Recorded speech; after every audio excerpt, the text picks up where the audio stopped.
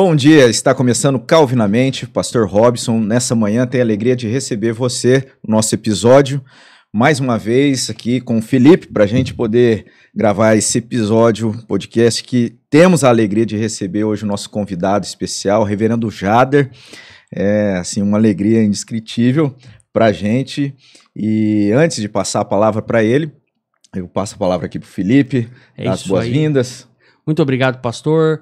Muito obrigado você que acompanha aí nossos episódios de podcast voltado para o meio cristão, mas você que não é cristão, aproveite essa oportunidade para aprender sobre a palavra de Deus, tá bom? E edificar a sua casa, meu irmão, é muito importante isso. Primeiro as coisas de Deus, o resto serão lhe acrescentados. Meus irmãos, se inscreva no canal, deixa o like aí, compartilha esse vídeo para que chegue a mais pessoas, tá bom? Uma oportunidade muito grande aqui no nosso podcast. Que a gente tá numa empreitada de fazer podcast, eu e o senhor, né, pastor? Hoje a gente tá bem legal, né? Foi. Hoje estamos maratonando hoje aqui. A gente já gravou aqui um podcast anterior e foi sobre um assunto peculiar para nós, assim, que somos da denominação, né? Igreja Presbiteriana do Brasil. A gente falou sobre filhos de pastores e o nosso convidado de hoje fala um pouco sobre isso. Acho que basicamente é sobre isso, né? Parece até que foi armado. Né? Mas na verdade foi, porque a gente crê na soberania de Deus, mas é isso, a gente tinha separado esse tema, que a gente gravou com o Neno e com a Marieta, falando sobre essa realidade, né, da vida ali do lar, no pastor, a experiência dos filhos de pastores, eles como filhos de pastores, como foi isso, e coincidiu da gente ter essa oportunidade de ter o senhor na nossa cidade, a gente fazer esse contato, Felipe ali, prontamente. Não é um pastor nem nacional, é um pastor mundial, gente. Isso vai contar para nós aqui. E aí a gente pôde ter esse tempo aqui com algo que está relacionado, que é a realidade, a vida cristã, criação dos filhos, né? Algo que o senhor tem trabalhado e a gente vê o empenho e também a preocupação, né? Da situação que a gente vive hoje. É claro que é algo desafiador, sempre houve esse desafio, né, dos pais de educarem, de inculcarem nos filhos, mas parece que hoje a gente tem sentido, né, esse desafio ainda sendo mais complicado e exigindo mais essa dependência de Deus e de empenho, né, por parte dos pais. Mas é isso, né? Então o senhor vai ter oportunidade de falar para a gente, e aqueles que estão nos acompanhando aí, está convidado a estar atento aí a esse bate-papo, que eu creio que vai ser muito produtivo. Então, boas-vindas, Reverendo Jader Borges, uma alegria. Alegria minha, privilégio meu, foi até uma boa surpresa quando recebi o convite do Felipe e estar aqui com vocês. A Igreja Presbiteriana aqui em São José do Rio Preto tem uma boa presença, a Igreja Central também é uma igreja amiga, querida, tenho muitos amigos e irmãos lá. Então eu acredito que vai ser um bom tempo. Sim, e quando a gente fala isso, o ministério hoje do senhor está muito ligado a essa questão do trabalho das sociedades internas, né? Inclusive a vinda do senhor foi para falar ali para a liderança de UPA, mas também até uma das falas do senhor nesse encontro foi uma UPA forte, ela teve ali o seu início na UCP, né, que trabalhou, né, que já vem desenvolvendo isso, e o ministério do senhor hoje está nessa linha, né? Eu, quando fui convertido por Deus aos 17 anos de idade. Sim. Diferente dos meus queridos aqui, a Marieta e o Neno, eu sou filho de crentes, filho de presbiterianos. A minha avó Débora se converte, e então ela até teve contato com o reverendo William Butler, que é bem histórico no nosso conceito e contexto pernambucano. Nós vimos de Pernambuco. E aí fui criado no sistema presbiteriano. Então já nasci num lar evangélico, frequentei a igreja, participei de todas as atividades que um filho de crente participa. Mas eu não encontrei sentido. Eu questionava, não tinha respostas. Era um período, isso é década de 60, em que tudo era proibido, nada era permitido. Eu gostava muito de jogar futebol. Agora chegamos na década de 70, Copa do Mundo de 1970, a primeira Copa que eu assisti, e eu sou canhoto. e gostava de jogar bola lá com os meus colegas, mas era pecado jogar bola. E meu ídolo maior é o Rivelino. Você lembra do Rivelino? Então, eu lembro do Rivelino e ele jogou num time que é um time assim, daquele... No Fluminense, Não, rapaz. não só nesse, não. Pô, eu nem lembrava que ele tinha jogado Craque do Fluminense, o Rivelino, Fluminense. da seleção brasileira, mas jogou também no seu time, não é? Claro, o Rivelino tem uma história muito forte com o Corinthians. E naquele tempo você não comprava camisa da seleção brasileira, não comprava camisa de clube, como tem hoje em shoppings e toda parte. Eu me lembro de ter pegado uma camisa Hering e ter desenhado a caneta Bic, o número 11, ali, e fui ser o Rivelino, com 8 anos de idade, 9 anos de idade. Lá na frente eu vou ter o privilégio de conhecer o Rivelino. Meu herói maior no futebol, o Rivelino. Legal. E eu falei com ele assim, como é o seu nome? Aí ele falou, disse, Rivelino. Eu disse, não, Rivelino sou eu. De tanto que há uma importância no fator herói, no fator referência, no fator tudo isso. Lá à frente também Deus vai me levar para trabalhar com os atletas de Cristo, isso é um capítulo à parte. Mas a infância em si, eu passei dentro da igreja, mas eu não absorvia. Tive muitos privilégios, mas preferi não segui-los. Com 13 anos de idade me afastei, como é possível acontecer com muitos filhos de crentes. Então fiquei afastado e aí entrei de cabeça em amizades e tanta coisa louca. Mas aos 17 anos eu vou para o acampamento Palavra da Vida lá no Recife. E é nesse acampamento que eu escuto o evangelho cristalino, puro, precioso, pela primeira vez. Os meus ouvidos foram abertos para isso. Eu não queria ouvir, mas o pregador pregou simples, pregou Cristo, pregou quem segue a Jesus ou Barrabás. Foi a mensagem dele, era a época de Páscoa. E cada exemplo que ele dava, se você faz isso, você segue a Barrabás, porque você não deixa de seguir ninguém. Você sempre vai estar seguindo alguém, que seja o colega da turma, que seja um ídolo da televisão, que seja um referencial, uma moda, você sempre vai estar seguindo. E você, no final das contas, ou segue a Barrabás ou segue a Jesus. E se você faz isso, você segue a Barrabás. E eu dizia, eu faço isso. Se você gosta disso, você segue a Barrabás. Chegou um momento na mensagem, reverendo, que eu quase fiz assim, olhar para dentro aqui da minha camisa, que eu pensei que eu estava com a camisa por baixo, I love Barrabás. Mas naquele dia, naquela noite, me lembro como se fosse hoje, eu criei em Jesus Cristo. A partir dali, como é que eu vou me envolver com a infância? Passei a ser equipante na Palavra da Vida. Trabalhava com esportes na Palavra da Vida. Era o chefe de esportes lá. E a semana que eu me lembro hoje, que eu mais gostava de atuar, que eu mais via facilidades de comunicar, era com a temporada de crianças. Então vinham as crianças já sofridas, quebradas, arrebentadas, arrogantes, prepotentes, de todo tipo. Mas ali no campo de futebol era o meu campo missionário. E eu podia ver como as crianças, sendo despertadas ali, muitos filhos de crentes, se convertiam de fato ali, num momento, num ambiente, num contexto muito melhor. Então aquilo foi ficando no meu coração e Deus foi trabalhando com isso. Lá na frente, já na década de 90, estava na Alemanha para voltar para o Brasil. Eu dizia, meu Deus, o que eu vou fazer na minha volta para o Brasil? E o Senhor foi aquecendo o meu coração para um ministério na infância. Retorno. E também, daqui a pouco, 2006 agora, eu vou assumir a Secretaria Nacional da Infância na nossa denominação. Mas já trabalhava com a UCP antes. A nossa UCP era uma UCP muito dinâmica. Reuníamos 70 crianças, 40 crianças, atividades, minha esposa e eu.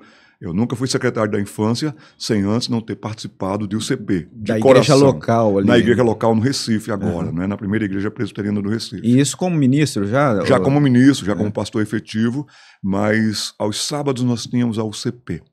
E ali quem estava com as crianças, a minha pessoa, minha esposa, tinha uma equipe, o Daniel e a Cici. Eu diria que Daniel e Cici formam meu braço esquerdo, porque eu sou canhoto. Esse negócio é assim, fulano é meu braço direito, para mim não serve de nada.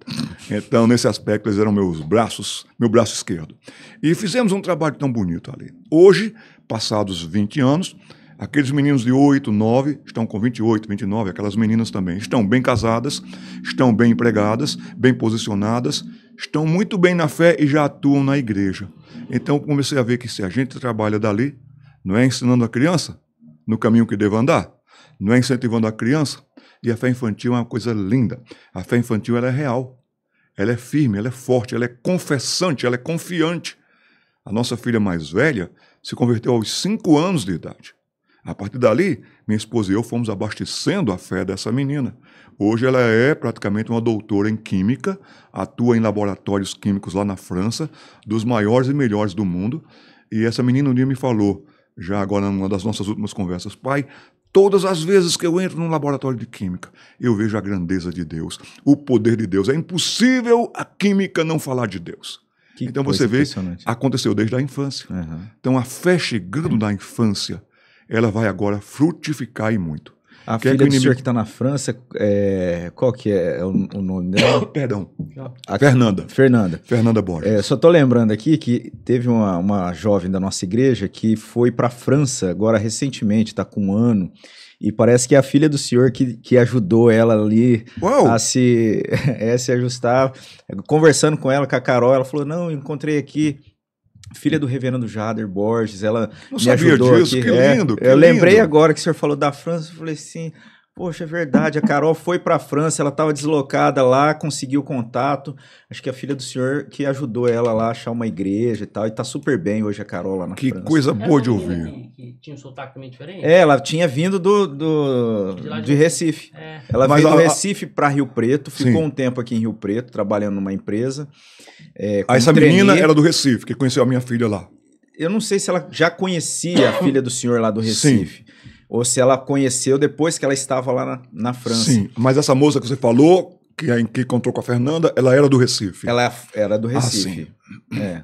Ela foi do Recife. Mas é só para... Que bom saber disso. Que coisa, foi legal. Então, assim, hoje ela está lá na França trabalhando, vendo a grandeza de Deus no laboratório, mas também ajudando, abençoando, sendo instrumento de Deus ali. Eu fico contente com isso. Que bom. E o senhor, então, no lar, vendo esse resultado, né? Isso aí, então, acabou influenciando para que o senhor hoje tivesse esse trabalho. Somando tudo, né, reverendo? Eu vivenciei isso, de ser filho de crente. E naquela noite da minha conversão, Páscoa de 1978, eu, um grande seguidor de Barrabás, aquele pregador falou assim, e você que é filho de crente? Opa, isso é comigo. Muitas vezes filho de crente, cretino é. Meu Deus do céu, esse homem conhece minha história. Ele não sabia nem quem eu era, mas o Espírito Santo sabia. Então Deus foi trabalhando nessa questão. O fato de trabalhar com a infância é esse aspecto preventivo. Uhum. Não é? Se uma criança puder ser livre das drogas, não vai ser um jovem drogado. Se a criança tiver consciência de que certas amizades não convêm, não vai andar em más companhias. Então a criança bem formada e firmada, ela leva para a vida toda essa firmeza, essas suas decisões. Assim eu creio e assim eu tenho visto de norte a sul do país. E nesse trabalho que o senhor faz viajando, o olhar atento está nesse ministério infantil, mas também já sendo aplicável nos adolescentes, né? Claro, porque o adolescente é a criança de ontem, uhum. Não é? Eu disse no nosso encontro de pais, de líderes da UPA, tenho muito carinho pela UPA, pela União Presbiteriana de Adolescentes, que uma boa UPA será consequência de uma boa UCP. Então, ali a gente já vai criando a identidade presbiteriana. Num dos nossos cursos sobre o UCP, e quando secretário nacional da infância, a minha palestra principal como secretário era UCP. Uhum. Até estou terminando um material, um livro aí, se um dia sair, não sei se vai sair, mas é UCP de A a Z. Então, como você pode montar um UCP, dinamizar um UCP? O importante na nossa denominação é material para a UCP. A UCP não é a EBD disfarçada. Tem muitos pais que levam seus filhos na UCP, geralmente ocorrendo aos sábados, e não levam no domingo de manhã na escola dominical. Quebrou a sequência. Quebrou a sequência. E a UCP não substitui a EBD, a Escola Bíblica Dominical. Uhum. Caminham juntas. Então eu sempre digo que a UCP se aproveita do ensino da EBD e torna aquilo mais prático, torna aquilo mais viável. Do que eles aprendem aqui, eles aplicam aqui. E também vimos que, muitas vezes, a criança ela deixa a UCP com 12 anos de idade. E aí ela vai para a UPA, que é a próxima sociedade. Mas acontece que ela está com 12 anos. E aí ela chega numa UPA, que muitas vezes pode estar com a idade média de 15, 14, 16 anos. Então ela se sente deslocada. Para as crianças, ela é a maiorzinha. Para a UPA, ela é a menorzinha. Só que uma pessoa de 12 anos, reverendo, está ainda muito perto de quem está com 9, 8, 7, do que quem está com 14, 15, 16. E é uma fase crítica, né? Essa 12 anos delicadíssima. De hormonal, aquela mudança é o vai começar ali, tudo, né? Aquela... Vai começar tudo. E nesse aspecto, quando a criança ela chega, de 12 anos, vamos dizer assim, chega na UPA, ela vai se sentir a menor, deslocada, não vai entender as conversas. Eu sempre digo que seria como pegar alguém da 5ª série na escola e colocar no 9º ano, muitas vezes. 8º ano, 9º ano, aquele 7º ano, 6º ano vai fazer falta. Uhum. Em 2014, eu entrei com um documento no Supremo Conselho para criar o EPA. O EPA, a sigla seria Encontro de Pré-Adolescentes. Alguns usam o UPJ, União Presbiteriana de Juvenis. Eu achei que mais comum para essa fase da vida é a pré-adolescência. Então, criamos o EPA, colocamos o EPA para funcionar na Igreja Presbiteriana do Jardim Satélite, onde fui pastor em São José dos Campos, e graças a Deus deu muito certo. Então, esse hiato, essa ponte, ela foi muito útil, e esses meninos e meninas passaram mais para a UPA com mais consistência, com mais consciência de adolescência. E dessa experiência do senhor de ter trabalhado para a realidade de hoje, ter trabalhado lá na igreja local, hoje, né, assim, sendo alguém que está ali trazendo informação nas igrejas de forma mais ampla, o senhor vê algum desafio que é uma realidade hoje, assim, crítica, que talvez lá naquele período que o senhor estava na igreja local, talvez não fosse tão complexo como está sendo hoje? O senhor vê algo assim? Como que talvez o senhor está aí orientando para que os pais, né, ou a igreja tenha essa mobilização nesse sentido? Um ministério infanto-juvenil, o CP, UPA, EPA, o MP também, é como um programa de computador. Tem que estar atualizando constantemente. Para isso você tem que estar lendo, tem que estar pesquisando.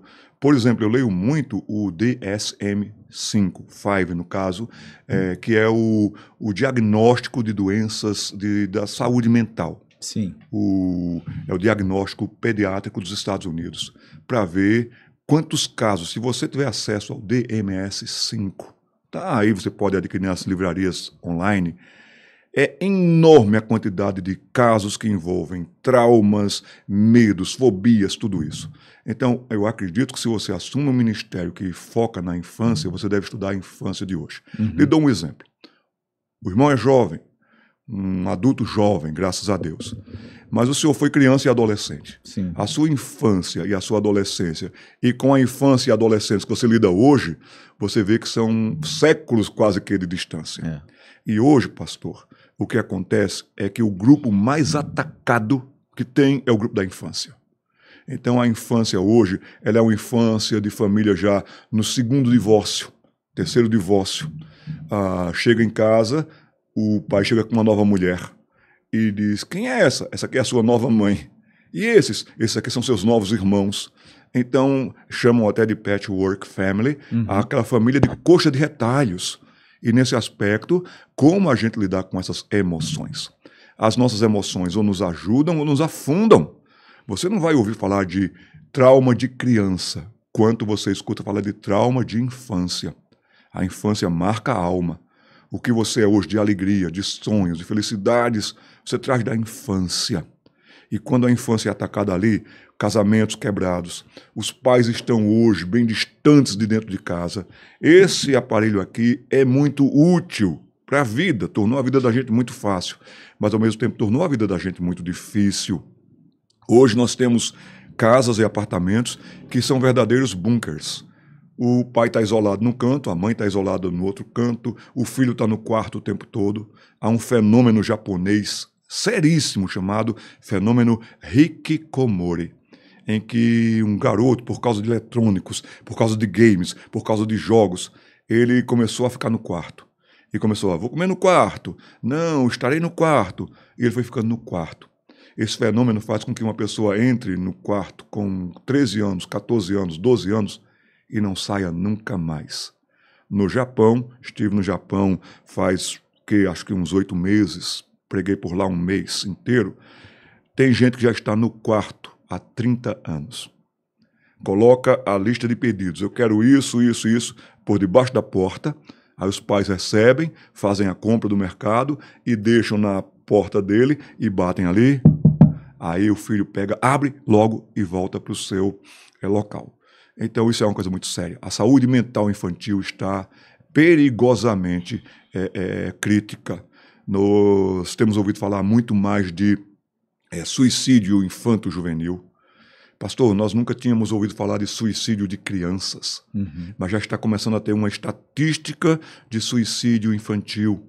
A última estatística que eu li dizia que a cada 5 dias no mundo, uma pessoa de até 8 anos de idade tira a própria vida. Nunca isso esteve presente na infância. Nunca ouvimos falar disso. Então, quando se vem ter um caso desse, nós não sabemos de outros casos que não foram registrados. Sim. Então, a média é essa. Você vê que a crise é grande. Então, aqui, os batistas, nossos irmãos batistas, têm um trabalho muito bonito, embaixadores do rei e bandeirantes do rei, alguma coisa assim, meninos e meninas. Eles separam meninos e meninas e a idade deles é um pouquinho mais alta. Olha, a UCP está numa idade excelente, começando ali com uns 5, 6 anos de idade. Os pais não sabem a bênção que é uma UCP. A UCP não substitui a EBD, a UCP não substitui o culto do domingo, a UCP é uma sociedade interna que se vale do ensinamento da EBD e da proposta de exortação, de admoestação, de vida cristã do culto para praticar no dia a dia. Minha esposa e eu já desenvolvemos cerca de 12 programas de UCP. Então, vou lhe dar um exemplo, por exemplo. A ideia não é original, mas a dinâmica é. Detetives da UCP. Então, nós pegamos tudo o que a criança aprende na EBD e nós colocamos com pistas, com dicas. Às vezes a pista está em hebraico.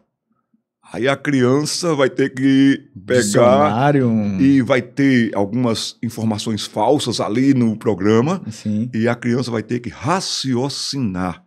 Nossas crianças não estão raciocinando, nossas crianças estão sentindo. Pergunta que os pais fazem que são erradas. A criança vai para a UCP, ou para um acampamento de UPA, ou para algum local, e a primeira pergunta que o pai faz, automaticamente é: e aí, filho, gostou? E aí, filha, gostou? O gostar é uma pergunta secundária, terceira pergunta. A primeira pergunta que o pai deveria se preocupar é: e aí, filho, filha, aprendeu o que hoje? Aprendeu o quê? Aquele momento do carro é muito importante. Sim. Sai da escola dominical, conversa. Você aprendeu sobre o quê, meu filho? Conta aí pra gente, dá um resumo da sua lição. E essa conversa vai despertando uma ideia maior, forte, firme na criança. Mas a criança tem que saber pensar. Deve raciocinar a sua fé, deve raciocinar com lógica a vida, e um programa de UCP trabalha com isso. Nos detetives da UCP, eles são levados a dizer assim: isso aqui parece verdadeiro, mas não é. Olha, essa letra aqui está fora do lugar. E a gente colocava dicas em grego. Ah, não é muito carga para a criança. A criança ama desafio. Você consegue fazer isso? Consegue.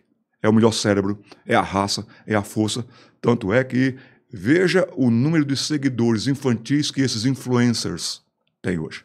Milhões até. E você vê que rapidamente se estragam. Então, nossa proposta é essa. O senhor falou dessa... algo que é realmente natural, mecânico ali, às vezes. Ô filho, gostou? Será que isso é reflexo também de um entendimento que acaba estando presente nos pais com relação à própria vida com Deus, com a maneira dele cultuar, de se relacionar com a igreja? De repente, será que isso também parte de uma falta daquela preocupação com o conteúdo, o púlpito, a palavra mesmo sendo pregada? Será que isso é o reflexo dessa realidade dos pais que acabam também criando isso nos filhos e tendo... Suas perguntas têm excelente objetividade, pastor. 2 questões aqui. Tem uma professora, Ana Abreu. Ela é diretora de um colégio, que ela fundou o colégio, porque ela viu que as filhas dela não estavam aproveitando. Então, ela e o marido fundaram uma escola, acredito que na capital, São Paulo. E ela constata, lidando diretamente com os pais, que nós já estamos na 2ª geração de pais adolescentes. E ela é cristã, só para... Não, eu acredito que ela deve seguir, ter um segmento cristão, Religioso, mas não um segmento reformado como Entendi. nós temos. Mas ela é uma mulher excelente nas suas colocações, tem mais de 500 mil seguidores no Instagram, e ela colocava ali que nós já estamos numa segunda geração de pais adolescentes. Os pais são bem adolescentes, então os pais terminam, ai, não posso cobrar, ai, mas o meu filho vai ver que ele não gosta. É a geração dos pais, Sua Majestade Júnior. Então o Júnior é quem manda, quem comanda, é a menina quem comanda a casa, e os pais são coleguinhas. Não existe o pai colega. Existe o pai, a mãe, que são autoridades. A criança já nasce desde o ventre. Ela já nasce apegada à sua mãe, ao seu pai. Quem mais a criança admira desde bebê? O papai, a mamãe. É conforto para a alma daquela criança. Então, os pais devem ser autoridades. Não déspotas, mas autoridades. Mas os pais de hoje estão negociando essa autoridade. Se eu fizer isso, você faz isso. Se eu te der isso, você faz isso. E é uma geração de meninos que estão sendo mimadíssimos. Um menino mimado vai ser um adolescente mimado, vai ser um jovem mimado, vai ser um homem mimado. A expectativa hoje é que uma pessoa de 40 anos de idade vai mudar em pontos cruciais da vida. Emprego, cidade, família. Então vai fazer um conjunto de mudanças de até 11 vezes. Ninguém aguenta, uma sociedade não resiste. Então o homem casa com aquela moça e vai ali e tal, daqui a 3 anos o casamento acaba. Aí muda de mulher, muda de família, muda de emprego, muda de cidade. É uma geração acomodadíssima. Por quê? Porque esse conforto material e consumista está trazendo desconfortos para a alma. Prova disso é a geração mais de letrinhas, sopa de letrinhas que existe. Tem TDAH, tem toque, tem não sei o quê, tem não sei o quê, tem tudo. Tudo tem uma... Tudo vai ter uma justificativa. Quando a justificativa é falta de presença paterna, de autoridade paterna e materna, de acompanhamento em casa. Então, pesquisamos tudo isso. Sim. Voltando lá para a questão dos pais adolescentes, eles estão perdidos e estão perdendo seus filhos. Segundo aspecto é que os pais estão terceirizando a educação dos filhos. Filho se educa em casa. Filho se cria em casa. Menino mal criado, menina mal criada é de casa. Tá certo? E hoje o que acontece é que a sociedade já sente com isso e por isso. Uma cidade como Brasília, um tempo atrás, lá em Brasília faltou professor substituto, porque foram tantos os pedidos de licença médica que não havia mais nem professor substituto para atender. Por quê? Porque professores não estavam aguentando mais lidar com essa geração de meninos folgados. Não aprendeu a questão de autoridade, né? Não tem aprendeu. Essa Somos relação. aqui 3 gerações em que o professor era a segunda mãe, o professor tinha uma autoridade quando falava, quando entrava em classe. Isso foi perdido. Isso vai se refletindo na igreja também. Agora, o melhor departamento infantil que você possa montar numa igreja, esse departamento infantil pode ter tudo e de tudo.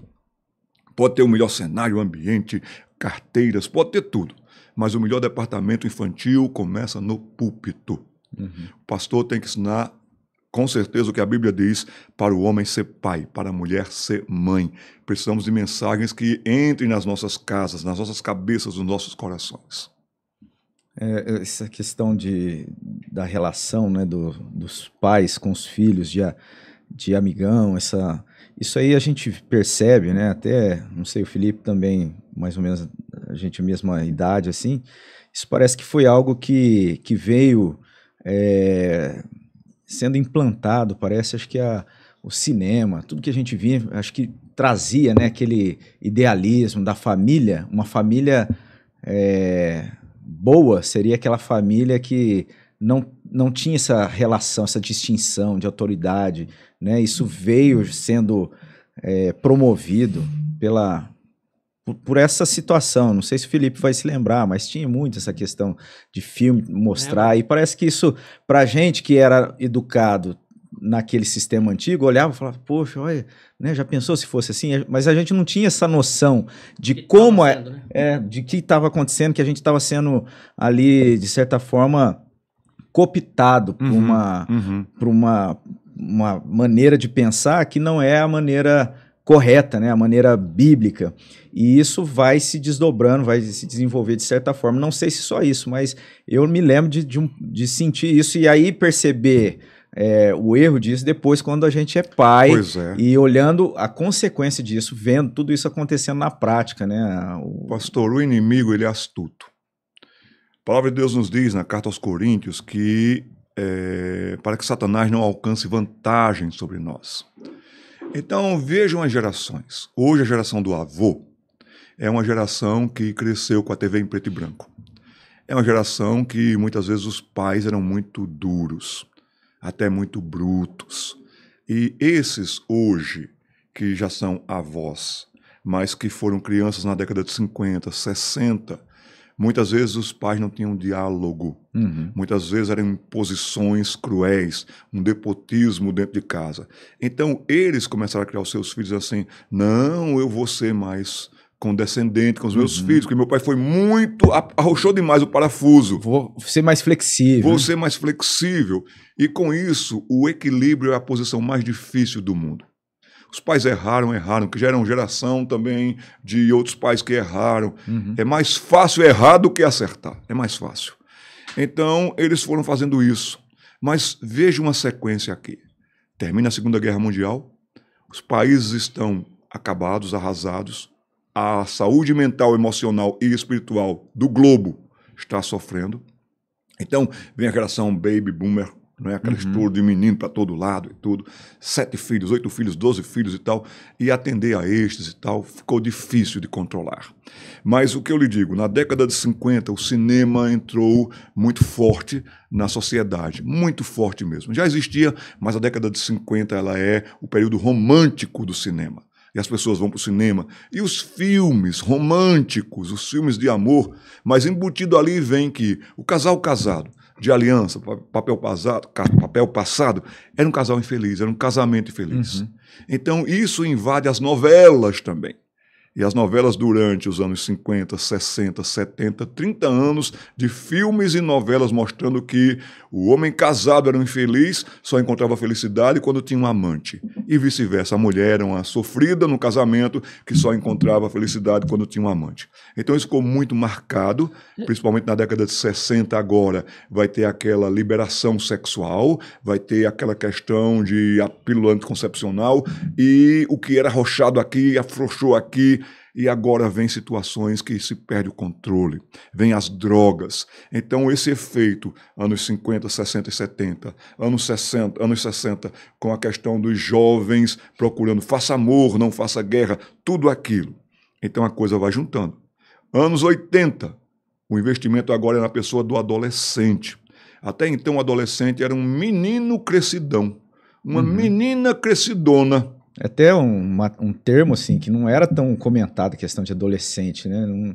Era jovem, criança, né? Que até muita gente diz assim, essa criança de 14 anos, de 15 anos. Então, de repente, vem um fenômeno nacional, mundial e etc., que é o fenômeno Menudos, por exemplo. E o foco os adolescentes. Aí você vê que agora as séries, os seriados estão tomando conta agora da televisão. E quem é o esperto, quem é que pensa a família, quem é que responde? O adolescente. A mãe era uma pessoa imbecil, o pai era uma pessoa idiota. Quem trazia equilíbrio para casa? O adolescente. Então focou no adolescente e o boom adolescente agora foi grande. Então agora você vê casamentos, famílias, jovens, adolescentes. Quando entramos no novo milênio, anos 2000 para cá, então o foco é na infância. E a infância agora ela é endeusada ao fenômeno filiocentrismo, a um fenômeno que você deve praticamente adorar seu filho. Uma filiolatria ocorre. Isso até no nosso meio também. Sim. Então, vem ideias muito humanistas, fortes. É sutil, né? Porque você olha para a criança, fala, bonitinha, coitadinha. E isso, de certa forma, essa ideia ela vai ser abraçada com muita facilidade. Tudo vai causar trauma. Essa é a geração da criança que ela é mais empacotada para sair de casa, ela é mais protegida para sair de casa. Não estou dizendo que não se cuida da segurança, sim. Mas há uma coisa exacerbada. Certo. Então, uma geração de meninos doentes, eu diria até doentes emocionais. Os meninos têm uma carga de remédios muito fortes.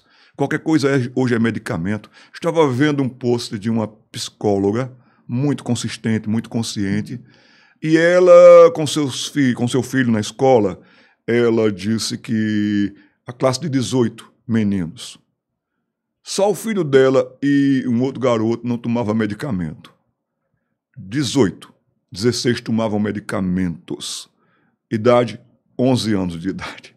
Então você vê que a coisa está realmente desequilibradíssima. Sim. Ô, Felipe, você ia perguntar aqui agora? Não, eu ia perguntar se isso é de propósito, o que acontece desde 1960, o que a televisão vem fazendo, o que o cinema, a novela vem fazendo, se isso é caso pensado. Porque às vezes eu penso que porque a gente vê cada coisa inacreditável para destruir a família, né? A família é a base da sociedade, a família é a base da igreja também. De onde é que nós tiramos presbíteros, diáconos, líderes? Das famílias. Então, o inimigo ele é astuto. Valeria a pena uma releitura da leitura do Apocalipse. Leiam Apocalipse capítulo 12, controle mundial, tudo isso. E hoje o mundo está todo preparado para um controle mundial. Sim. Hoje a bolsa cai em Hong Kong e a bolsa aqui vira King Kong. Então a situação fica assim, terrível. E você vê que está tudo orquestrado, um poder centrado. A partir do capítulo 12 do Apocalipse, 13, 14, 15, o mundo vai entrando em desespero. É um enfraquecimento, né? De capacidade de pensar. De tudo, mas aí um controle vai tomando conta, um conglomerado de mídia, de não sei o que vai tomando conta. A gente faz essa leitura hoje, eu faço. E quando vierem situações difíceis para o planeta, vão se voltar contra Deus, vão odiar Deus, vão reclamar de Deus, e vai ter um certo ódio de Deus, e vão adorar mais um sistema da besta, do sistema que comanda o mundo. E a gente já vê sinais claros e evidentes disso. Agora, o que acontece, meu querido reverendo, é que as famílias cada vez mais estão retirando a Bíblia de dentro de casa. As famílias não estão orando em conjunto, as famílias não têm tempo em conjunto. Aí todo mundo entra no carro, vai para a igreja no domingo de manhã, cada um vai para a sua classe e volta. E fica em casa, cada um no seu canto. Nós não temos mais tempo em família. Então valeria a pena nós pensarmos isto. O tempo em família. Então a gente precisa recuperar isso urgentemente, senão a gente vai com eles, a gente vai na mesma onda e a gente vai perder os filhos da gente. E essa onda, ela tá um tsunami, né? Porque é isso, essa questão de crianças sendo medicadas, e às vezes a gente traz até esse discurso assim, não é simplesmente para criar, né, um medo, uma histeria, mas eu acho que é isso mesmo, de saber, né, aquilo que é afirmado constantemente, que a gente fala, a questão da simplicidade do evangelho e do poder, da suficiência do evangelho. Mas esse evangelho tem que ser real na casa, na vida, né? Ele não pode ser só aquela dinâmica, ou o religiosismo que às vezes a gente fala, de fazer parte, mas não ter essa experiência. E ter também, né, essa questão de olhar atento. Né, até quando eu falo de seriado, lembrei algo que é interessante, eu percebendo, e lá conversando com as meninas em casa, é a questão do seriado, coisas atuais, assim, talvez não de forma tão direta, assim, mas também apontando a questão do pai, da mãe, como sendo aqueles que não sabe, que não conhece, né? São coisas sutis assim que vão transparecendo. Sutis que vão entrando, ficando, marcando e dominando. Estou vindo de um acampamento de pré-adolescentes. Foi uma temporada maravilhosa. Fui preletor para adolescentes. Expus as escrituras para eles. Eu diria para você que vocês dividem. Agora as crianças vão ter a continuidade do culto lá. Sim. Não é para ter gelatina gospel, não é para ter pula-pula gospel, não é para ter uma escola bíblica dominical disfarçada, não, é para ter a exposição das escrituras para aqueles meninos e meninas. Então, se a sua igreja tem isso, a minha sugestão é que você exponha a palavra de Deus. E o que é que eu penso e tenho feito? Eu preparo o sermão e eu coloco o sermão na mão deles e o esboço está ali em PowerPoint. E eles vão preenchendo os tópicos. Crianças que ainda não têm toda a capacidade e agilidade de escrita, A minha sugestão é que um dos pais esteja junto para que o pai tome nota com ele. Às vezes o pai toma nota e a criança toma nota ali do que o pai tomou nota e se cultua em família. Começa o culto, participa ali. Mas se o culto, todo mundo fica na nave do templo, e eu considero isso também muito benéfico, então que os pais façam isso. As nossas filhas, quando eram pequenas, uma já estava bem alfabetizada e a outra recém-alfabetizada, a minha esposa colocava uma em cada lado e a minha esposa ia facilitando o esboço, ali anotando, e as meninas copiavam dela. E hoje as duas meninas anotam sermões. Então é tudo uma questão de prática, de bom hábito. Mas hoje as pessoas estão procurando uma igreja que lhes faça sentir bem. Passa a mão na cabeça, né? Tem muito disso. Eu conheço uma senhora que ela chegou uma vez para mim e disse: pastor, na sua igreja é bom que lá se expõe a Bíblia, mas sabe, o que me enriquece mesmo, o que me faz sentir a presença de Deus é o louvor. Aí eu vou numa igreja que o louvor demora 1 hora, e lá o louvor é tão bom que eu não preciso nem da palavra. Isso não pode acontecer, né? O que marca, o que edifica é a palavra de Deus. Seca-se a erva, murcha a flor, a palavra permanece. Na hora da tentação do tentador, Jesus Cristo respondeu com a palavra. Mas hoje é a geração de pais e de filhos mais analfabetos da história. E nós, presbiterianos, temos uma herança muito rica de conhecer a palavra. Porque nossos filhos também não só conheciam as Escrituras, mas eram doutrinados na palavra de Deus. Então a teologia sistemática era muito presente nas nossas casas também. O catecismo de Westminster era presente em casa. Para mim, catecismo é matéria de casa. O pai pergunta aos filhos, os pais estão com os filhos, e aí agora a escola bíblica dominical ela é beneficiada com esse trabalho de casa. Tá certo? Então, eu diria isso. Era matéria de disciplina, né? No caso, se o pai não tivesse aplicando o ensino do catecúmeno, acho que até, não sei se é década de 20, 30, a gente ouve falar, ou antes disso. Mas é papel do presbítero, regente, acompanhar se as famílias estão ensinando seus filhos, aplicando seus filhos, e isso tem a ver com o catecismo do Westminster também. Agora, nós precisamos rever nossos princípios, nossos preceitos presbiterianos. No nosso programa do CP, um deles é identidade e identificação. Então, identidade com a reforma, pilares da reforma, um pensar reformado, a lógica reformada, então isso a gente está trabalhando com as crianças, e a identidade presbiteriana. Por que nós somos presbiterianos? Só porque nós vamos numa igreja que é agradável, que é bonita? Não, nós somos presbiterianos e os presbiterianos marcaram nações, marcaram cidades. Você vai em regiões dos Estados Unidos que os presbiterianos marcaram aquela região. Você vai em regiões na Europa, convivi num centro, num cinturão calvinista na Alemanha, que é bem luterana, mas ali a gente viu o impacto ainda da boa influência calvinista em casa. A maneira de pensar, de se comportar, de render no trabalho, de medir a vida por semana. Então, ideal que as crianças aprendam logo cedo que nós medimos a vida por semana, não por anos. Ensina-nos a contar os nossos dias, nos diz o Salmo 90, para que alcancemos corações sábios. Então, hoje estamos gravando aqui numa segunda-feira. Hoje muita gente está dizendo, hoje é segunda-feira. Que bênção que é a segunda-feira.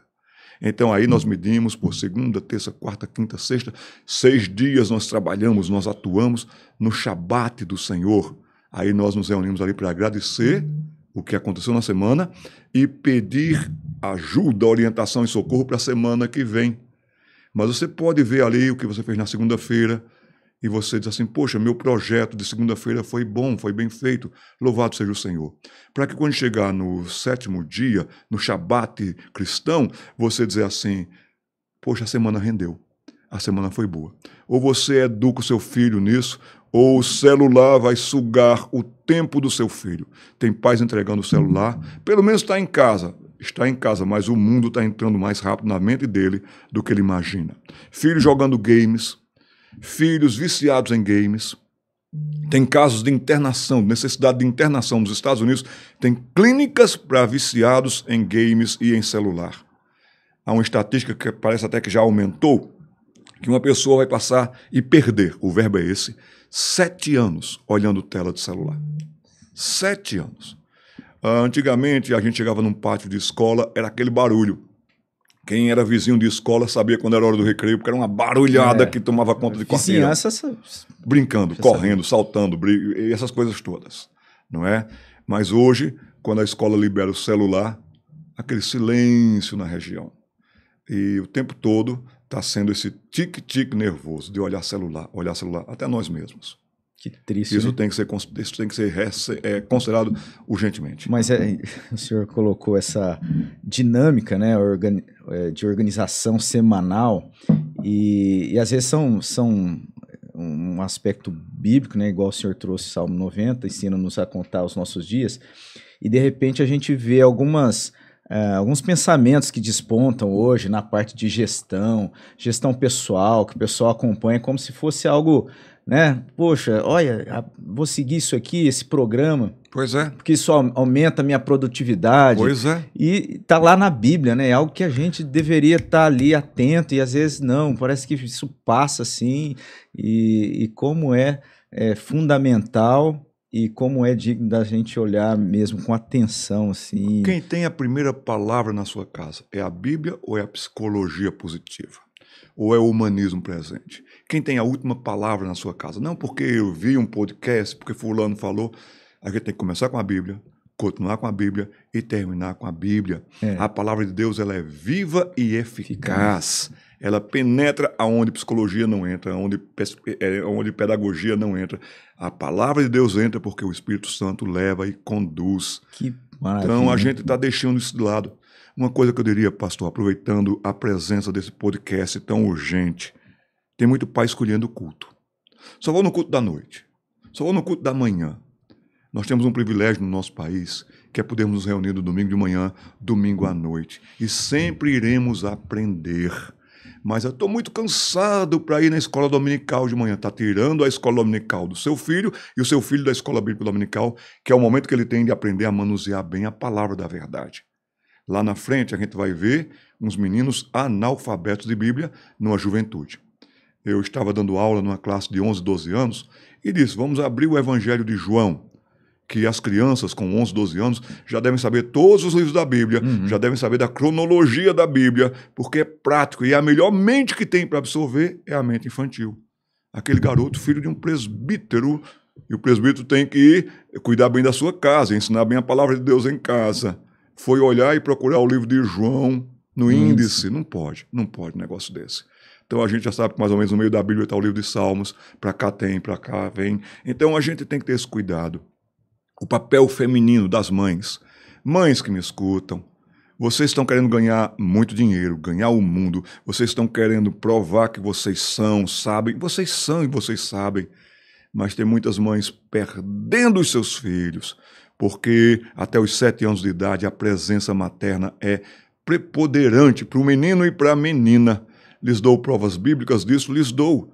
Provérbios capítulo 4 vai dizer que quando eu era criança, pequena, na presença, na companhia do meu pai, olha o pai presente desde a terra infância, e na companhia da minha mãe, no cuidado da minha mãe. Ninguém cuida melhor do que mãe. Babá não cuida, vovó não cuida, titia não cuida, tia da creche não cuida, a escola tempo integral não cuida como uma mãe cuida. Há uma campanha japonesa que valeria a pena você ver, pastor, até se a gente pudesse colocar um link aqui. A campanha japonesa é sobre doação de órgãos. Então coloque lá, criança japonesa, doação de órgãos, ou bebê japonês, doação de órgãos, e você vai chegar lá com uma criança que está inconsolável. E tentam consolar aquela criança. E traz uma idosa, traz uma vovó no caso, traz não sei quem, e ninguém consola aquela criança. Até que, aí nós vamos colocar esse link aqui nesse podcast, e você, mãe, vai ver.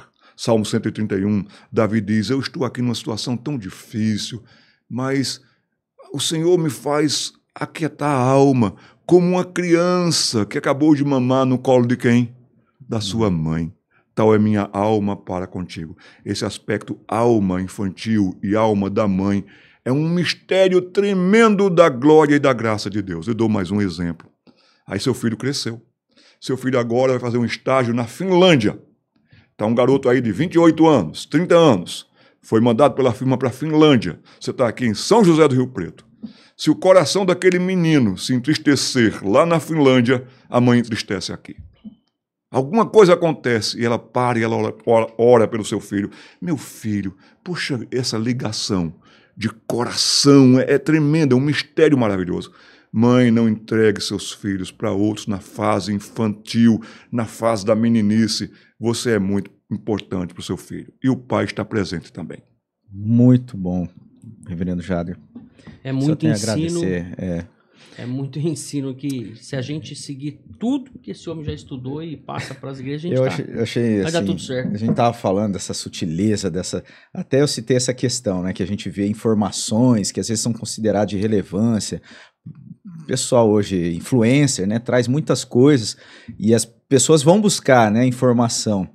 E às vezes, igual o senhor falou, ó, a gente precisa valorizar acima de tudo, né, a palavra de Deus. Porque às vezes sutilmente traz uma informação boa, traz um conteúdo bom, mas às vezes aquilo copita a atenção, a própria fidelidade mesmo da pessoa buscar, talvez naquele indivíduo, naquele influencer, né, ele vai trazer uma informação boa, mas de repente talvez tenha outra, então precisa ter muito cuidado com relação a isso, e essa segurança, ela está primariamente na palavra de Deus, né? E aí sim, você vai ter com outros conteúdos, vai procurar informação, mas a gente saber que realmente a palavra de Deus é essa base, né, de solidez para a gente poder caminhar, para a gente poder buscar, para a gente se nutrir. Então é, assim, maravilhoso a gente poder conversar disso essa manhã. Eu estou muito feliz mesmo. Eu fico muito contente com o convite, honrado. Muito obrigado, Felipe. Não sou mais o secretário nacional da infância. Procurei trazer uma marca para a Igreja Presbiteriana do Brasil, que até então ela não tinha congressos, ela não tinha simpósios, ela não tinha uma assistência para a área infantil. Então, por graça de Deus, de 2006 a 2010, trouxemos isso para dentro da IPB, Sim. Tivemos todo o apoio da IPB para isso e seguem, então, esse mesmo projeto e programa que nós colocamos lá atrás. Mas eu diria para toda a igreja local, eu não sou mais o secretário, mas continuo com o mesmo Ministério Infantil. Então, nós damos sequência ao nosso ministério, que é o Ministério Pequenos Passos. Me permita até dar o nosso endereço. Sim. No Instagram está lá, coloca lá, @Ministério Pequenos Passos. Temos mais de 1000 posts ali, postagens que você vai para cima, para baixo, rolando a barra, e você vai ter dicas para dentro de casa, dicas para conversar com os filhos, dicas para você montar uma escola bíblica dominical, um incentivo que eu tenho dado muito grande já para as classes mais tenras da IBD, apologética para o Ministério Infantil. Então nós temos um segmento no Ministério Pequenos Passos que são simpósios. Nós temos um simpósio, por exemplo, sobre sexualidade infantil. O mundo está tratando disso de maneira tal que muitos meninos e meninas estão desorientados na sua base de segurança da sexualidade. E uma pessoa que não tiver uma base de segurança na sexualidade ou vai tender para um lado, para o outro, vai se desorientar, vai se confundir totalmente e muito. Então nós temos esse simpósio, masculinidade e feminilidade infantil. Tenho pessoas que trabalham comigo, que são pessoas que eu vejo que não só têm a teoria, mas muito mais têm a prática. Tem uma moça lá do Recife, procurem por Joyce Araújo. Joyce é uma filha querida do coração. Ela escreveu um livro, um texto muito bom sobre como falar de sexo com seus filhos. Porque se você não falar de sexo com seus filhos na base bíblica, outros vão falar de sexo para o seu filho com totalmente base nos sentimentos, nas emoções, nos desejos, nas especulações, no nasceu assim, no já é assim. Tá? Não, a Joyce é bem direta nisso. Tem outra querida filha do coração chamada Nathalie Arcoverde. Nathalie é formada em moda. E Nathalie faz parte do nosso time porque a gente trabalha sobre como se vestir com elegância e com modéstia. As passagens da emoção e sensação das meninas que estão mudando de mente, de corpo, de tudo isso. Na fase infanto-juvenil, a menina é quem mais muda.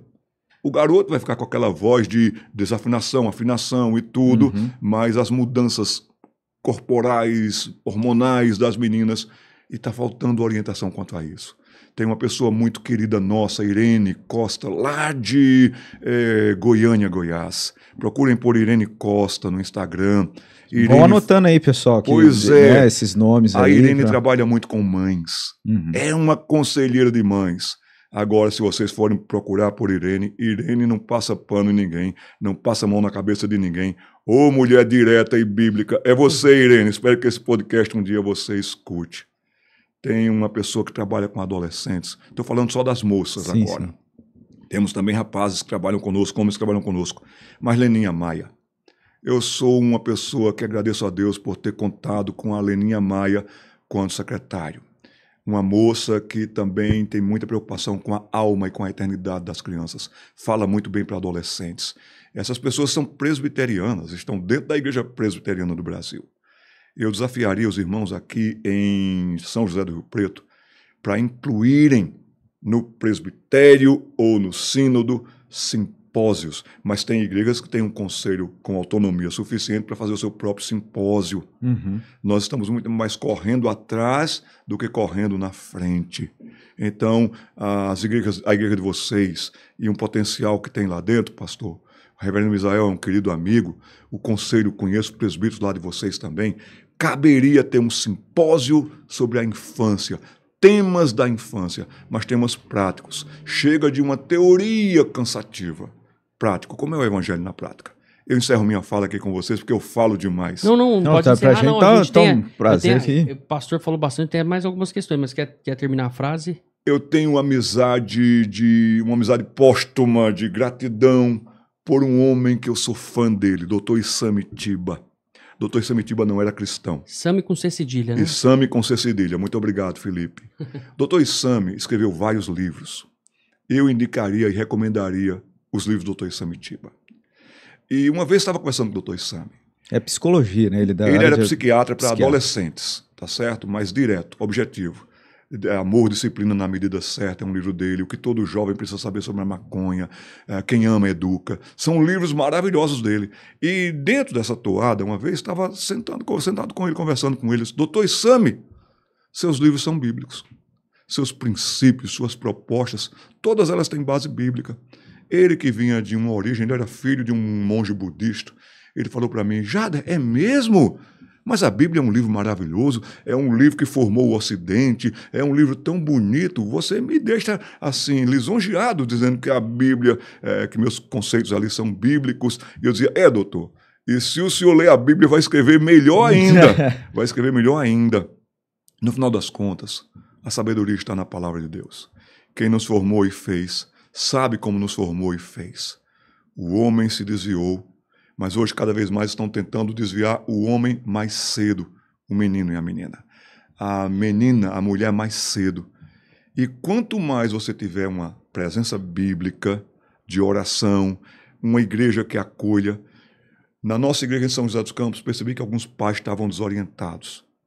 Não estou falando deles propriamente, mas de maneira geral, aquela fala da Ana Abreu cabe, já é uma segunda ou já está chegando para a terceira geração de pais adolescentes, de pais que na hora H não sabem o que fazer, não sabem como reagir, não sabem como cuidar, porque perderam o tempo da experiência, da prática, do crescimento ali. Foram se deixando levar pelas emoções. Então, nós criamos uma classe de escola bíblica dominical chamada Classe Pais com Classe. Os pais precisam ter classe. Classe de presença, classe de acompanhamento. A minha menina que está na França lá, ela se apaixonou pelo balé. E eu sou pernambucano. E fui criado numa geração que balé é coisa de menina. Mas quem era o pai turista era eu. E lá estou eu agora, vendo o treino de balé da minha menina, porque não compensava ir para casa e voltar depois. Eu ficava lá assistindo o balé da menina. E que coisa linda o balé. Me apaixonei por balé. Só eu de homem, e as mães também ali esperando, e a gente ficava conversando. E no carro eu conversava, filha, aquela volta, você não devia ter feito mais assim, aquele giro, aquele não sei o quê, e tal, e tal. Ia para recitais de balé. Um dia desse fomos num recital de balé em Ribeirão Preto. Ela já casada, tudo. E ficamos ela e eu comentando balé. Então não é porque eu ame o balé, eu amo a minha filha. E como a minha filha ama o balé, se o seu filho gosta de esportes, seu filho, você ama e vai junto, e aquilo faz bem. Então, a presença paterna é importante. A sexualidade do menino e da menina também está muito ligada à paternidade, o homem responsável, acompanhando. Então, pais que me escutam, temos muito o que fazer. Na classe Pais com Classe, nós setorizamos. Um semestre, nós trabalhamos pais de filhos de 0 a 5 anos. Então, trabalhamos questões da primeira infância, da segunda infância, das emoções, sensações, descobertas. E ali, então, os pais, no próximo semestre, nós trabalhávamos a janela de 6, 7 e 8 anos de idade. Mas mais a ênfase ali era agora 6 e 7 anos. Porque é muito delicada a questão. Agora não é mais bebezinho. Agora não é papai e mamãe quem escolhe a roupa, já tem uma personalidade e ali eu não quero essa roupa não quero esse tênis não, quero isso, e o mundo abastece, principalmente com consumismo. Depois trabalhávamos pais com 8, 9 e 10 anos, pais de pré-adolescentes, e deu um resultado muito bom. Que bom, né? Olha, falando disso, né, presença do pai, presença da mãe, né, na vida da criança, eu vi um post do senhor lá no Instagram, né, Ministério Pequenos Passos, e tem lá atividades, né? Tem muita coisa ali que se quem segue o Instagram, e se você tiver a oportunidade, segue aí, vai estar na descrição do vídeo, né? O @ do Instagram. Você consegue fazer essas atividades. Eu vi lá 9 atividades para fazer em família, né? É recente esse post. E como é isso, né? A gente fica pensando, poxa, eu vou fazer atividade com criança, né? A gente não se coloca porque a gente foi criado um pouco assim, mais pro pai, não, menino, vai fazer isso e tal. Eu fui um pouco assim, né? Sim. E aí pra gente não perder a linha do nosso filho hoje, né? E não passar a mão na cabeça também, você tem que estar presente nas atividades, né? E eu queria que o senhor falasse um pouco disso, né? Como é que são essas atividades, como é que é feito isso? Se você procurar lá, vai para cima, vai para baixo, vai rolando ali aos posts, você vai encontrar muitas dicas. A Palavra da Vida aqui em Atibaia, ela desenvolveu um ministério até de noite de jogos. E uma pessoa... Tive lá. Você esteve lá, não é? Dia, você foi jogos, em Caldas, joguei, né? Também, isso. ou também tinha isso lá em Caldas? Em Caldas tinha. Que coisa linda. Então, pastor, essa pessoa se especializou em jogos de tabuleiro. Então é tão bom aquela participação. Incentiva você a ganhar, incentiva você a saber quando você perdeu. Então, ele dava dicas. Esse jogo, e você pode até fazer aplicações. Quando trabalhei com futebol, eu acompanhava muito os treinos dos jogadores. Eles levavam os treinos muito a sério, muito a sério. Quase um treino no São Paulo, no Corinthians, no Palmeiras, que naquele tempo a gente tinha até acesso, ficava até perto dos jogadores ali, e eu ficava assistindo. Cilinho, para mim, o melhor treinador que já teve foi Cilinho. E Cilinho era estrategista, como ele sugava dos jogadores. Aí quando o São Paulo entrava em campo, aquele São Paulo de Miller, Silas, Careca, Pita, aquilo era um espetáculo de assistir. Então aqueles jogadores levavam a sério a sua função do dia a dia. Aí quando chegava no dia do jogo, eles sabiam o que fazer. Então, pais, é no dia a dia que a gente vai treinando os nossos filhos. E quando chegar o momento de eles entrarem em campo, eles vão saber o que fazer. Fica quase mecânico ali. Pois né? Mas vai estar embutido. Há um provérbio africano que diz, naquele tempo que a gente mandava cartas, então dizia assim, filhos são cartas que nós mandamos para o futuro. Então você está escrevendo uma carta hoje, lá no futuro vão abrir aquela carta. Quando seu filho se apresentar para um estágio, quando seu filho se apresentar para uma vaga de emprego, vai ver que menino é equilibrado ou desequilibrado, que menina centrada ou totalmente afoita. E hoje é a geração dos afoitos, dos deslocados, dos chorões, ou bando de menino frouxo, ou bando de meninas malas, e isso vem de casa. Uma triste realidade, mas até assim, a gente falar isso para despertar mesmo, né? Às vezes até assim, eu posso não me ver dessa forma, mas preciso refletir nisso, né? Por mais que talvez eu ouça de forma... não sei, falar assim, mas será que é isso mesmo? Precisa haver essa reflexão. Porque os dados estão aí mostrando que isso é assim. E mostram também que os filhos dos crentes estão se afastando do evangelho. Nós não estamos emplacando uma segunda ou terceira geração já, por exemplo, em casa, de presbiterianos. Antigamente o avô era presbiteriano, o pai era presbiteriano, o filho era presbiteriano, o neto era presbiteriano, ia seguindo. Mas hoje o avô presbiteriano, o pai presbiteriano, mais ou menos o filho já ou está por aí, ou foi para outros grupos e tal. Mas eu diria que a gente tem que ter cuidado. Vi uma frase em inglês uma vez que dizia profundamente: a fé começa em casa, ou a fé é destruída em casa. Meninos e meninas que ainda não conseguem ler, conseguem ver o evangelho da graça de Deus em casa, ou não. Muitos bancos de igrejas hoje estão vazios, de meninos e meninas que já estiveram sentados lá, e a culpa não é da igreja, a culpa é de casa. A igreja fez o quê? Abasteceu, providenciou, a igreja promoveu, a igreja fez os eventos certos, nos momentos certos, com os motivos certos, mas os pais estragaram tudo em casa. Pastor, você é pastor, Felipe é um homem que tem crescido muito na graça de Deus também. Não tem coisa pior no dia a dia da vida do que fazer um enterro de um adolescente, do que fazer um enterro de uma criança. Já passei por isso. E se a morte é triste, a morte de uma pessoa jovem é mais triste ainda, a morte de uma criança é mais triste ainda.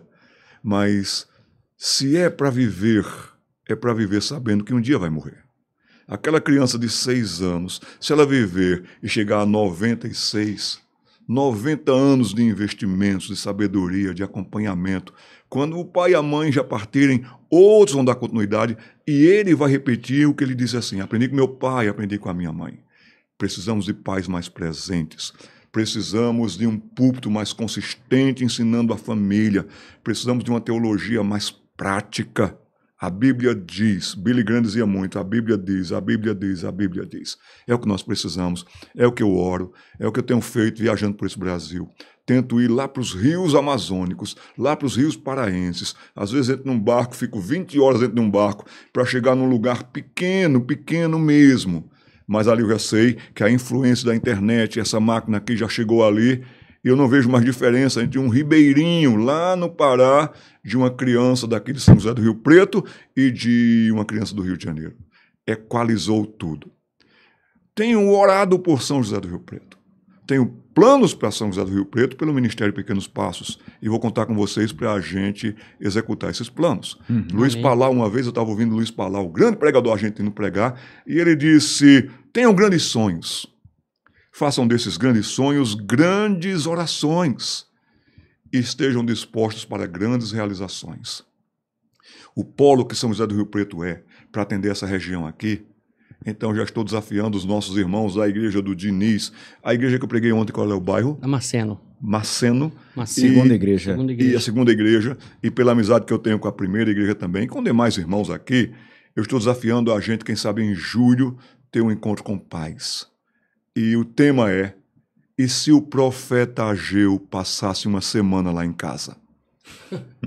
Um bom tema, não? Legal. Então, eu gostaria de voltar aqui, se Deus me permite viver até julho. E os irmãos que estão embarcando nessa canoa boa aí, se Deus quiser.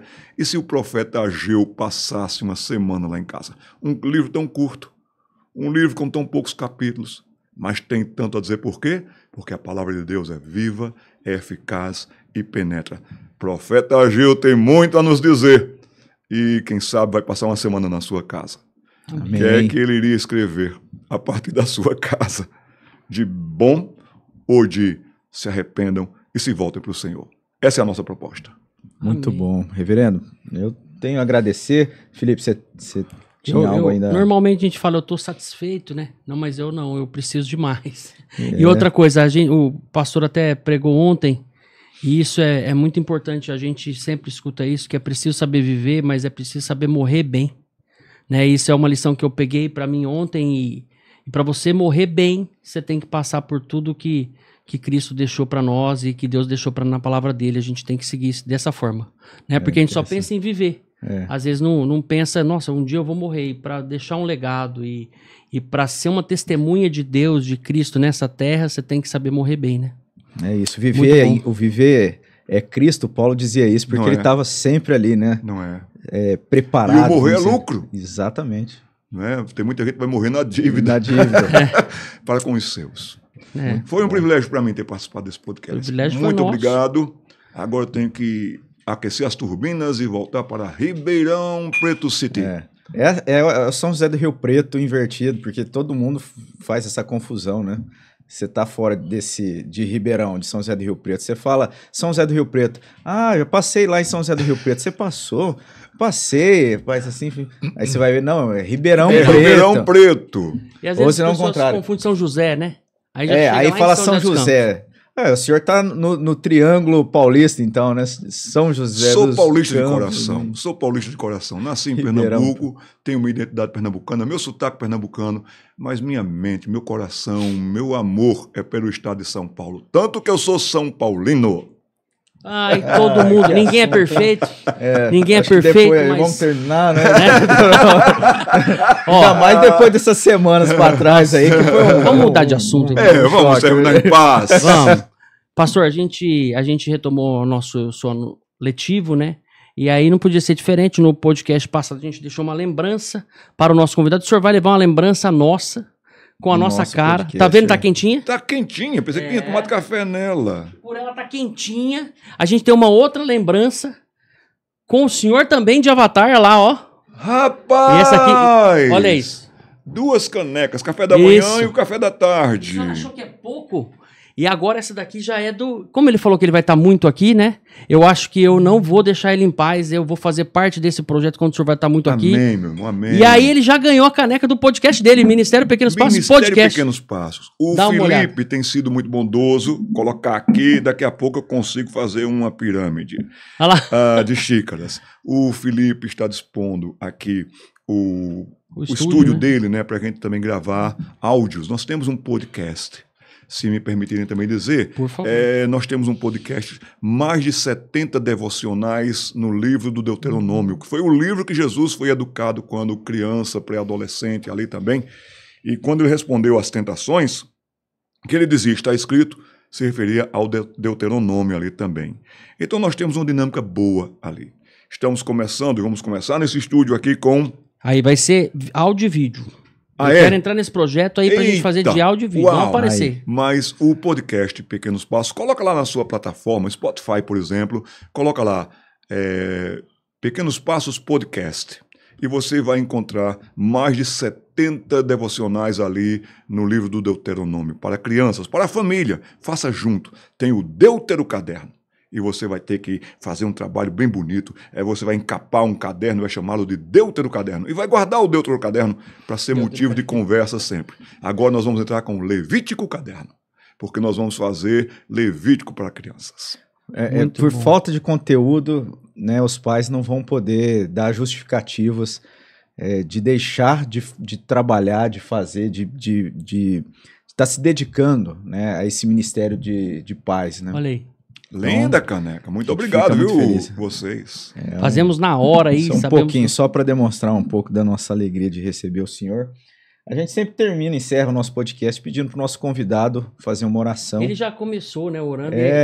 Orem por mim, então, vocês, Felipe. Não, mas essa oração, aquela a princípio, pastor, sim. Ninguém viu. Ninguém foi fora do ar, sabe? Uhum. A gente vai colocar o senhor nas nossas orações, sabemos aí dessa responsabilidade, desse trabalho maravilhoso que o senhor faz, né? Mas pedimos que o senhor ore por esse projeto, ore também pelas crianças, por tudo que a gente tá fazendo aqui para que seja honra e glória de Deus. Calvinamente, não é? João Calvino tinha um coração para a infância. A primeira ideia de escola pública para abastecer a infância, João Calvino. Se você for a Genebra, você vai encontrar lá uma história linda, um colégio lindo, Colégio João Calvino. E começava o dia com oração, tinha leitura da palavra e tinha instrução na matemática e, enfim, nas ciências da época ali. Incentivo vocês a estudarem sobre a história do Jardim da Infância. Um homem que eu tenho grande admiração, a sua história é por Friedrich Froebel. E esse homem tem a ideia de fazer o Jardim da Infância, que é uma bênção mundial. Todo canto que você for, vai ter o kindergarten, vai ter o Jardim da Infância. Então Deus levantou homens como Calvino, que pensou a infância. Deus levantou homens como Lutero, que também pensou a infância. Escreveram catecismos que visam a mente infantil. Quem se afastou da infância, muitas vezes fomos nós. Mas Deus, na sua infinita graça, está trazendo mais o coração pastoral. Presbíteros sejam mais voltados para a infância. Presbíteros vão ao departamento infantil da igreja, participem da UCP, vão lá, estejam com eles, participem da UPA, se envolvam mais. Vocês ajudam a pastorear o rebanho de Cristo. Não é só aparecer para dizer que foi, é aparecer para gostar. E se você for, você vai se apaixonar. Termino com uma máxima que eu tenho falado no Brasil inteiro. Lugar de homem é no departamento infantil. Nós precisamos, nesses dias de sexualidade confusa, de presença masculina, como é que um homem ama a Deus sobre todas as coisas, e é um homem seguro, consciente da sua virilidade, masculinidade, com sabedoria. Nós precisamos mostrar para os nossos meninos como é que um homem é.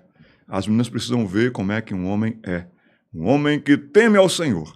É a minha oração que esses jovens, que Deus tem dado tanta capacidade, amo o ministério da ABU, Aliança Bíblica Universitária. Jovens, como vocês podem ajudar no Ministério Infantil, dando aula de Bíblia? Abasteçam-se de Bíblia. A gente poderia ter nas igrejas também, para ajudar adolescentes que vão fazer vestibular. Por que a gente não pode fazer aulões, aulas, para que esses meninos e meninas e até a própria sociedade venha conosco? A fé reformada é uma fé que atende à sociedade, que fala de Cristo. Quem mais defendeu o direito de religião, de você praticar a sua religião, foi a fé reformada, não é? Nós não queremos impor nada a ninguém, proibir nada para ninguém. As grandes universidades é exemplo disso. Não tenha dúvida disso, não é? Nós queremos que as pessoas tenham consciência de quem Deus é, e entendam essa consciência, adorem ao Senhor em espírito e em verdade, e cresçam em sabedoria e graça. Vamos orar. Bom. Senhor, obrigado por esse podcast. Obrigado por essa ferramenta. Obrigado que essa ferramenta seja utilizada pelo Santo Espírito para chegar a corações que precisam, a mentes que precisam repensar, a corações que precisam pulsar de acordo com o pulsar de Deus. Obrigado pelo Felipe, que disponibilizou aqui o seu estúdio. Obrigado pela primeira igreja, que faz um trabalho tão bonito aqui com esse podcast Calvinamente. Não pensar por causa de um homem, mas pensar porque um homem pensou sua fé de uma maneira tão sistemática que é útil para a gente se abastecer dos seus ensinamentos até hoje. É verdade. E quem realmente abasteceu foi Deus. Que a gente possa ter consciência de cidadania, que a gente possa ter consciência de vizinhança, que a gente possa ter consciência de paternidade, maternidade e filiação. Essa consciência vem da sua palavra, vem do seu Espírito. Que mais gente se volte para o Senhor. É o que nós pedimos, e que essa seja uma ferramenta e um instrumento também, em nome de Jesus. Amém. Amém. Muito obrigado, reverendo Jader. Eu esqueci seu nome, pastor, por isso que eu não falava. Reverendo Robson. Rapaz, e vinha assim, mas o meu maior medo é dizer assim, reverendo Oswaldo, reverendo, me perdoe. Não, reverendo, mas me a gente fugiu. ia fazer amém. Eu devia ter anotado aqui, me perdoe, Fique viu? bem. Eu gosto de citar pelo nome, mas me deu um branco aqui mesmo. Tranquilo. Me Imagina. Foi uma coisa que a gente alegria. poderia ter também, meus irmãos, isso a IPB tem recursos. Capelania infantil. Vá num hospital, no GAAC, você vê tanta criança com câncer ali, desesperadas. Temos muita coisa para fazer e estamos perdendo tempo, na minha visão. E tempo Obrigado. é algo que a gente deve valorizar, né? Tempo, Saber tempo, agir com sabedoria. não é? Amém. Remir o nosso tempo, né? Porque os dias são maus. Irmãos, a gente falou tudo isso, mas porque a nossa esperança está em Deus, a nossa alegria está em Deus, e essa foi uma manhã alegre e produtiva, né? Que essas verdades todas venham estar aí impactando o seu coração, que isso tudo seja uma bênção, né, Felipe? Nós nos alegramos e deixamos aí o convite para você, como o Felipe já falou no início, se inscreva no canal, ative as notificações, e a gente vai estar aí no próximo episódio, se Deus nos permitir. Grande abraço, fique com Deus, até lá. Deus abençoe. Amém.